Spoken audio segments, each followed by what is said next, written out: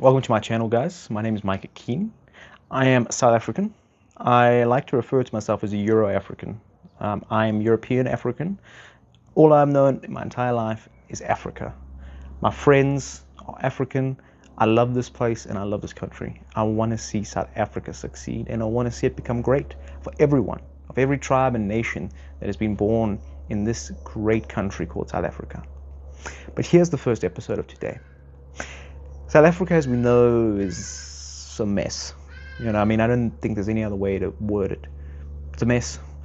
And I saw this article today, and I just had to speak about it. It's just absolutely, it's hilarious, it's funny, and it's just crazy.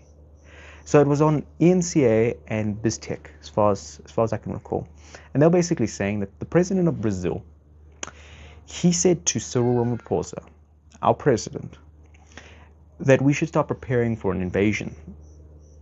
And he said that we need to get military might, and we need to collaborate the two countries.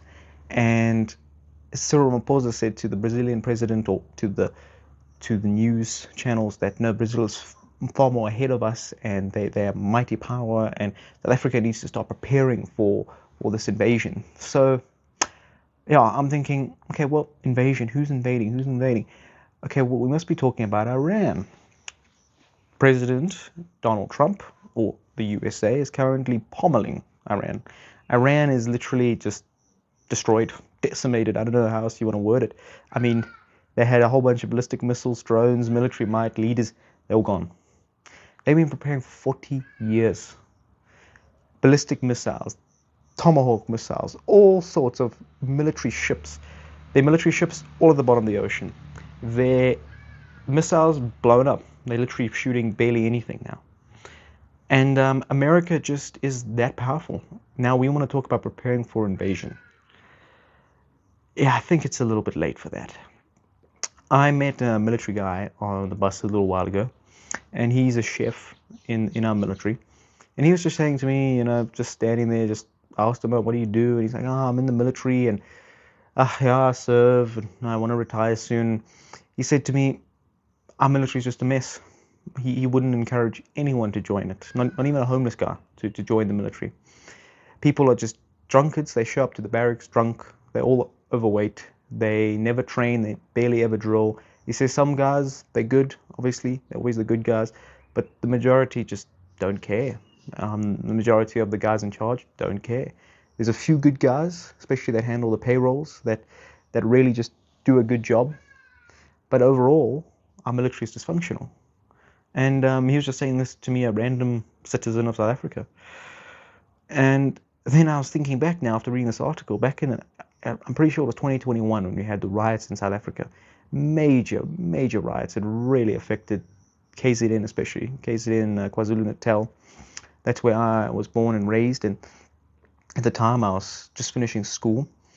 And I remember the riots just being terrible. We were preparing, our town was preparing literally for thousands of people to show up and just try and destroy the place. Thankfully, by God's grace, that never happened. But I remember these huge rattles showing up. Beautiful machines. I mean, massive armored vehicles. But the problem is, they were from the 70s. Maybe even some from the 60s. And these vehicles showed up. I was like, wow, that's so cool. They're old though. And the military guys park them at the three entrances to our town, and they pull up a handbrake or whatever the machines use. They jump out, they crack open a beer, and what happens is, a few seconds later, the vehicle rolls down the hill, crashes, gets quite badly damaged. And our local trucking guys that have all the machinery had to come, and I think they had to get about 4 tow trucks and pull this rattle out of the ditch. And standard operation after that was, yeah, we better put bricks behind our rattles so that they don't roll anymore. That's now standard military operation. Bricks behind the machines that are supposed to protect us, and that are from the 60s. So that is the state of our military. And now we want to talk about defense and defending ourselves from who? America?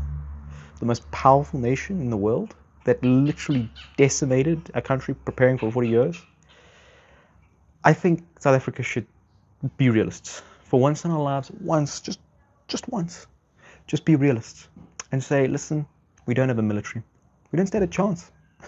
Might as well not even talk about it. Don't even breathe the word military. And just phone the big guy in America and say, hey, Mr. President, please let us strike a good deal.